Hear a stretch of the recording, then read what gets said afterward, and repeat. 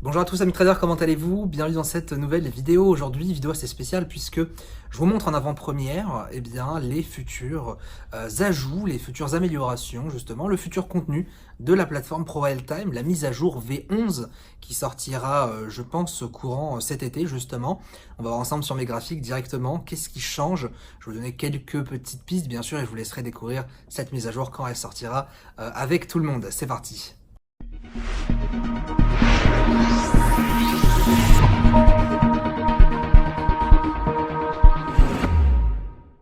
On se retrouve du coup, je vous l'ai dit, sur mes graphiques. Je vais vous présenter quelques petites nouveautés justement de la prochaine mise à jour V11 de ProRealTime, mais pas tout. Je vais faire cette vidéo en deux parties, une vidéo assez courte là pour le coup, et puis une deuxième partie justement assez courte aussi avec quelques petits ajouts, notamment on va parler des graphiques, on va parler des petites subtilités qui peuvent changer littéralement votre trading. Là on va commencer justement par la barre de tâches. Vous voyez déjà rien que graphiquement, quand on arrive, alors sans la caméra, vous voyez que on arrive, c'est beaucoup plus épuré qu'avant, c'est beaucoup plus sobre, c'est beaucoup plus simple, tout est sur le graphique en lui-même et ça c'est super intéressant, au lieu d'avoir justement, vous la voyez en haut, la barre justement d'outils. Moi ce qui va m'intéresser, alors, un premier élément justement, vous le voyez ici, donc on a pas mal de choses qui se sont ajoutées, c'est en premier lieu le journal de trading. Effectivement, il y a eu un journal de trading qui a été ajouté justement dans cette mise à jour et je trouve ça vraiment génial. Imaginons, je sais pas, je fais justement je le mettais ici, achat CAC 40, 5400, 1% de risque, ensuite bref, vous avez compris l'idée. Vous allez pouvoir justement ajouter ces textes-là et pouvoir justement vous constituer un journal de trading. Alors je trouve ça super intéressant parce qu'en même temps on peut justement conserver un historique dans le passé et par la suite pourquoi pas pouvoir le copier pour le mettre sur un bloc-notes personnel et ainsi de suite. Je trouve que le journal trading c'est assez important justement lorsqu'on veut commencer justement le trading, lorsqu'on veut essayer de suivre son évolution, essayer de comprendre un petit peu ses erreurs. Je pense que c'est même primordial, principal même, d'en faire un au moins sur sa première et sa deuxième année. Deuxième élément justement, ça va être, alors c'est un énorme élément je trouve, c'est la Pro Community. Alors c'est déjà présent en soi sur déjà cette mise à jour actuelle, pas sur ceux qui sont sur IG, mais plus sur ceux qui sont via avec eBay, Interactive Broker, le courtier futur. Mais ce qui est intéressant justement, c'est qu'elle a été beaucoup plus poussée cette mise à jour. Vous pouvez justement voir un petit peu, vous avez un système de rang justement pour les traders, vous avez justement les dernières positions qui ont été exécutées. Alors principalement ça va être du démo, mais je trouve ça quand même assez intéressant de voir l'évolution. Vous pouvez ensuite même voir, donc une personne qui serait en position maintenant, vous pouvez voir justement la position que la personne a en cours. Je trouve ça génial parce qu'en même temps c'est relié justement à une petite fonctionnalité aussi qui est déjà présente mais qui était aussi un peu plus poussée, c'est mes amis. Vous allez justement pouvoir ajouter des amis traders. Et vous allez justement pouvoir leur envoyer des messages, leur envoyer des analyses techniques tout au long en fait de votre séance de trading. Et ça je trouve ça génial parce que encore une fois, ça permet réellement de construire une communauté. C'est pas juste une plateforme de trading maintenant, ils ont vraiment cette ambition, j'ai l'impression, de développer ça comme une communauté. Et ça je trouve ça génial parce que c'est vrai qu'un réseau social de traders on n'en a pas, et encore moins justement un système de communication entre plateformes. ProRealTime étant une plateforme qui est de plus en plus utilisée, qui un jour je l'espère deviendra la plateforme de trading, parce qu'elle le mérite, mais clairement on a des belles améliorations je trouve d'un point de vue justement communauté, et ça c'est vraiment des choses qu'on aime bien voir. Troisième élément justement, vous le remarquerez, ça va être juste ici au niveau des objets. Vous avez en fait l'occasion maintenant directement, lorsque vous allez en fait placer une ligne, des fois vous n'avez pas envie qu'elle soit aimantée. C'est intéressant des fois de voir des points similaires et tout. Là vous ne voulez pas voir une aimantation sur un niveau de prix, je sais pas, on peut prendre une ligne ici. Par exemple, vous voyez que si je vais sur le plus haut, la ligne est aimantée automatiquement, et si je vais tout en bas, peu importe où je vais, la ligne va être automatiquement aussi aimantée. Et bien là justement, grâce à cette barre de tâches, vous allez pouvoir, dans Objets, désactiver Assistance au tracé. Vous allez pouvoir justement librement placer votre ligne, ce qui n'était pas le cas auparavant, puisqu'il fallait aller dans Options, Options plateforme et décocher justement le bouton, alors que là on peut vraiment le faire directement sur la barre tout en haut. Et ça franchement, je trouve ça très sympa. Une chose assez importante aussi au niveau toujours de la barre tout en haut, c'est la liste. Alors la liste, elle a été revue, vous le voyez, elle a été complètement revue. Vous verrez que d'ailleurs, elles ont des petites pastilles à chaque fois, parce que je trouve ça génial. Alors je vais enlever ça. Les petites pastilles, elles sont ici, tout en haut. Et ces pastilles, justement, vous disent si le marché est ouvert, il est fermé, si vous êtes en différé. Là, effectivement, j'ai un accès démo, un accès bêta, justement, de cette version 11 de ProRealTime. Et effectivement, ça m'indique que le cours est différé. Alors je ne sais pas de combien de temps, il me semble que c'est 15 minutes en moyenne. Mais voilà, le cours est différé pour au moins que j'ai vraiment eh bien, la mise à jour de qu'est-ce qui se passe. Et si le marché est fermé, je vais le savoir et ainsi de suite. Je trouve ça, c'est vraiment une petite chose, encore une fois, qui peut être assez intéressant. Moi, ce qui va m'intéresser énormément, c'est la liste. Alors, je sais que certains aiment utiliser une sorte de rectangle de schématisation justement des entreprises dans un indice, par exemple. Imaginons, là, je veux voir eh bien, les entreprises du DAX, hein, de l'Allemagne. Notamment, je vais aller voir tout ça. Donc ça, c'est toutes les entreprises allemandes, alors qu'ils ne sont pas toutes cotées sur le DAX, hein, puisque le DAX c'est uniquement 30 entreprises. Mais ce qui est intéressant justement là-dessus, c'est que lorsque je vais activer justement ProRealMap, eh bien, lorsque je vais ici mettre ce juste là rectangle, eh bien j'ai la capitalisation justement des plus grosses entreprises. On voit d'ailleurs qu'en ce moment même c'est Allianz avec justement leurs variations, et ça permet réellement de voir par rapport au poids de l'entreprise dans l'indice en lui-même ou même dans le pays en lui-même, justement son poids et justement son importance par la suite. Je pourrais prendre par exemple d'autres hein, comme l'US Tech. L'US Tech, on voit clairement Amazon, Tesla, Apple, Microsoft et ainsi de suite qui sont en gros les pionniers justement de cet actif. On pourrait changer sur le nombre de volumes qui s'échangent en temps réel, et ainsi de suite, ainsi de suite. Là, on voit qu'on a une représentation plus simpliste des choses. Donc, c'est quand même plutôt intéressant, notamment pour ceux qui veulent vraiment suivre les actions justement que composent les indices, ou alors justement d'avoir une petite vue pour analyser plus rapidement, pour se dire, ok, je vais me concentrer sur telle action en fonction justement du poids, encore une fois, qu'elles ont sur le sous-jacent. Donc, je trouve ça extrêmement intéressant justement d'avoir cette possibilité, d'avoir cette vue justement là-dessus. Deuxième partie justement, ça va être au niveau de la partie gauche. Vous la voyez ici, la partie gauche, c'est justement la barre de tâches. Alors, je vais justement ici enlever tout ce qu'il y a sur mon bureau. On a ici justement quelque chose de super intéressant, je trouve, parce que vous avez maintenant, je vais le mettre ici, là où il y a quand même de l'espace, vous avez maintenant cette possibilité sur, encore une fois, la même chose hein, sur ce graphique, eh bien, d'avoir justement ici une barre de tâches sur votre gauche pour analyser plus simplement. Plus besoin d'aller tout en haut, juste une barre à gauche. Premièrement, la barre à gauche ici peut, elle, s'enlever, à savoir tout en bas à gauche, hein, vous l'avez ici, elle s'enlève, bien sûr. Si vous avez besoin d'aller en plein écran, le plein écran est toujours là. Si vous avez besoin d'analyser, petit tapotement à gauche, et vous avez du coup la barre d'outils, qui est franchement très agréable. Moi, ce qui m'intéresse le plus, en vrai, dans tout ça, c'est vous voyez justement cette barre d'outils là, en haut à gauche de ProRealTime. Je vais la rétrécir aussi, que vous la voyez au complet. Vous allez ici dans Configuration, et grâce à ça, vous allez pouvoir en fait configurer chaque chose hein, ici sur le graphique. Chaque chose, quasiment, vous pouvez le configurer. Que ça soit le ticker à droite, que ça soit le graphique principal, que ça soit les données en bas, que ça soit le nom de l'actif, la barre de tâches, et ainsi de suite. Tout est modifiable et vu justement pour que ce soit adapté à vous, à votre confort. On pourrait modifier justement ce qui se passe en haut, ça va nous amener justement sur la barre de paramètres des graphiques. On pourrait personnaliser tout ça, bon ça m'intéresse pas pour le coup. On pourrait ensuite, je sais pas, personnaliser ce qui se passe à droite, augmenter peut-être la taille des niveaux, peut-être justement éviter d'avoir des marges trop, alors ça peut être au lieu d'avoir 11 400, 11 500, on pourrait avoir 11 400, 11 450, 11 500 par exemple. Enfin bref, vous avez énormément de choses.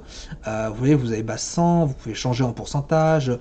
Il y a beaucoup de choses. Vraiment, c'est super intéressant et cette façon de pouvoir personnaliser, cette manière plus importante en fait de pouvoir personnaliser justement sa plateforme, rend encore une fois, eh bien, on va dire le côté confort, utilisation et simplicité plus abordable, plus intéressante. Si on peut dire ça comme ça, parce que c'est vrai que là, on sent le changement entre l'ancienne version et la prochaine version, la V11, c'est que clairement, on est sur quelque chose de plus sobre et épuré. On a des couleurs moins fortes, on a des traits plus fins, plus lisses. C'est vrai qu'on sent qu'on est vraiment, encore une fois, sur quelque chose de plus épuré, et franchement, ça fait plaisir d'avoir une plateforme Pro Time comme ça qui évolue justement dans le bon sens, et ça fait honnêtement déjà plaisir d'avoir une plateforme qui, elle, est mise à jour assez régulièrement. On a certes des grosses mises à jour au moins tous les 2-3 ans environ, mais on a quand même des petites mises à jour qui viennent se greffer régulièrement pour corriger ainsi de suite les bugs. Alors à savoir justement que tout n'est pas présent à 100%, il y a encore quelques petits bugs justement sur cette plateforme, c'est pour ça que c'est un accès bêta et que c'est disponible à très peu de personnes, c'est justement pour avoir aussi des retours, des conseils de modification, ainsi de suite. D'ailleurs, par rapport, on parle de graphique, ce qui est super intéressant d'ailleurs dans cette nouvelle mise à jour, c'est les lignes. Alors les lignes par exemple, ici je vais la poser, je vais poser une ligne à 11 569 par exemple, et lorsque je vais enlever justement ma souris de là, logiquement lorsque je voudrais eh bien, changer la valeur de la ligne, je devrais aller tout en haut dans déplacer, cliquer dessus et ensuite la déplacer. Maintenant, ça a été revu aussi une nouvelle fois, c'est-à-dire que maintenant, si vous cliquez n'importe où sur la ligne, vous allez avoir une petite bille qui s'illumine et vous allez pouvoir la déplacer automatiquement. Il n'y a plus besoin d'aller dans déplacer, ainsi de suite, ainsi de suite. Vous voyez, ici je suis dans le mode curseur tout en haut à gauche, je clique, je prends, je glisse. C'est génial. En haut, alors à gauche plutôt sur cette barre d'outils, ou même sur le clic droit, vous avez la possibilité justement d'activer le mode curseur interactif. Ce qui fait justement que lorsque votre souris va toucher la ligne, et bien automatiquement il y aura la petite bille. Vous passez la souris, vous avez l'occasion de modifier l'emplacement justement de la droite horizontale. Et ça, je trouve ça encore une fois génial parce que c'est vrai que c'est toujours un peu pénible de revenir, déplacer et ainsi de suite. Là, tout est fait pour vraiment que vous ayez le moins de déplacements à faire lors de vos analyses techniques. Et c'est vrai que ça va changer la vie. En fait, en tout cas, ça va la faciliter pour faire de meilleures analyses techniques. Ça, c'est vraiment top. Et comme d'habitude, encore une fois, si on veut vraiment modifier l'interface de gauche, paramètres ici, on va à gauche et on peut justement modifier ou ajouter toutes les choses que l'on veut. On voit d'ailleurs qu'il y a quelques petites icônes supplémentaires et ainsi de suite, ainsi de suite. Donc c'est vraiment génial à ce niveau-là. Au niveau maintenant du paramètre par exemple de cette ligne, vous avez alors l'interface qui a complètement été revue, encore une fois beaucoup plus sobre, beaucoup plus fin, on va droit à l'essentiel. Alors moi personnellement je m'y suis un tout petit peu perdu au début, c'est normal parce que j'ai tellement été habitué à 6 ans de mise à jour de PRT de la même façon. Là c'est vrai qu'on change en fait vraiment radicalement de style, donc c'est vrai qu'il va falloir quand même une petite période d'habitude.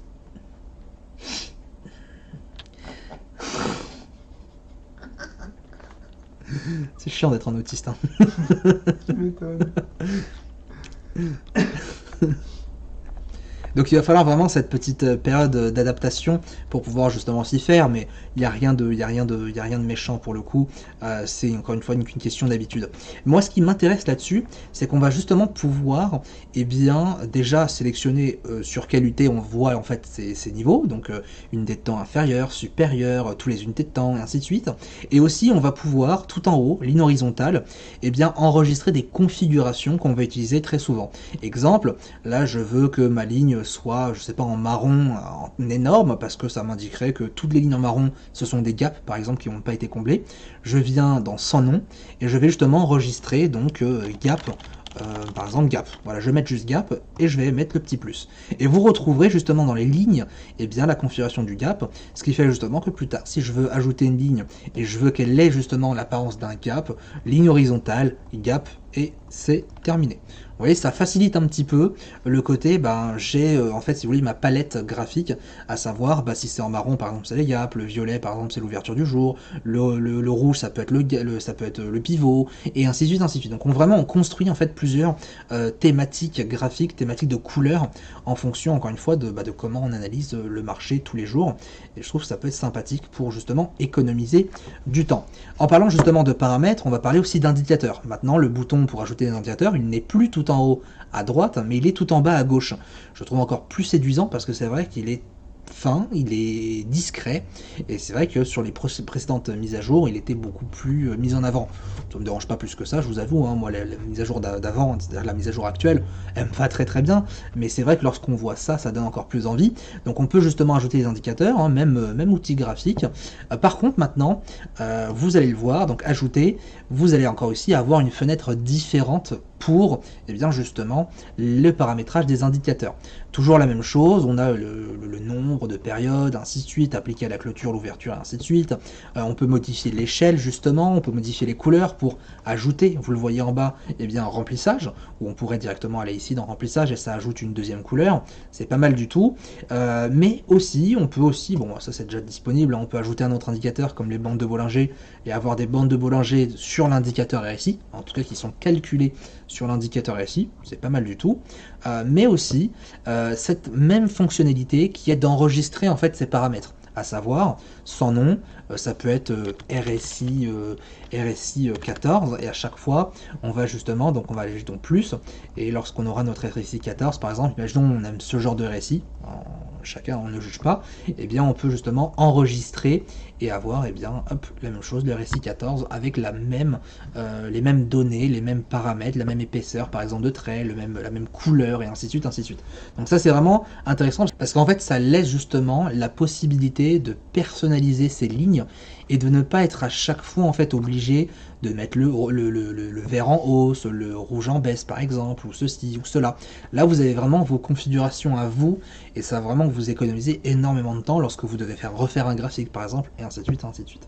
Donc ça je trouve ça vraiment génial de vraiment encore pouvoir vraiment avoir cette facilité d'enregistrer ses propres paramètres pour que ça soit le plus collé à ses dispositions graphiques. Voilà déjà, on va dire, une petite partie en gros des futurs ajouts de la plateforme V11 de ProRealTime.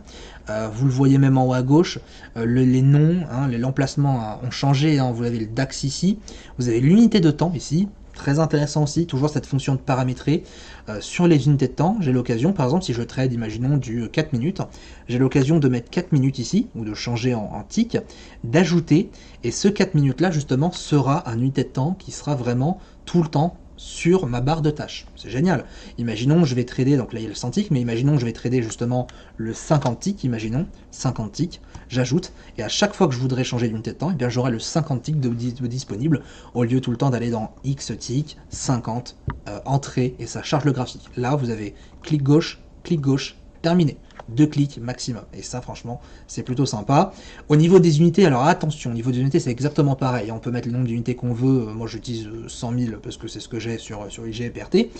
Et bien maintenant, dans la V11, il y aura 1 million d'unités. À savoir justement qu'il y avait 200 000 unités disponibles déjà sur ProRealTime Software, mais maintenant on va jusqu'à 1 million. Je ne sais pas si vous vous rendez compte quand même ce que c'est 1 million d'unités.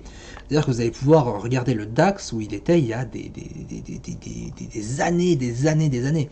Si je prends justement par exemple un mois, donc le graphique en mensuel, hop, je vais là-dedans, vous voyez qu'on peut quand même regarder le DAX hein, en 1997. C'est exceptionnel. On peut aller sur de l'année. D'accord, bon là on sera bloqué à 97, hein. Journalier c'est pareil aussi, on sera bloqué à 87, bon ça paraît tout à fait normal, mais je trouve ça assez exceptionnel justement d'aller dans des unités aussi loin, parce que ça va justement permettre, notamment aux codeurs, aux développeurs, de pouvoir construire des robots et de les backtester justement sur des périodes beaucoup plus lointaines. Et je trouve ça justement super intéressant parce que ça va vraiment pouvoir amener une communauté supplémentaire peut-être au trading, ou en tout cas de pouvoir soit la démocratiser, soit lui donner plus de visibilité. C'est vraiment sur la partie codage, robot, indicateurs personnalisés, ainsi de suite, ainsi de suite. Donc voilà en tout cas déjà les premiers points de la plateforme, la future mise à jour V11 de ProRealTime. Encore une fois, je vais faire une deuxième vidéo parce qu'il y a tellement de choses à dire honnêtement, et il y en aura encore d'autres quand elle va sortir, mais ça je préfère vous réserver quand même cette surprise de pouvoir découvrir par vous-même. Je ne vais pas vous spoil l'intégralité de la plateforme. En tout cas, voilà, ça fait plaisir. Pour être tout à fait transparent, nous-mêmes, nous sommes partenaires en fait avec ProRealTime. C'est aussi pour ça qu'on a cette chance en fait de pouvoir la tester. Je vous en avais parlé, on s'était déplacé justement, on avait rencontré Arnaud qui est cofondateur justement de ProRealTime. Vraiment c'était génial, il y a une très bonne ambiance, chaleureux, vraiment il n'y avait rien à dire là-dessus.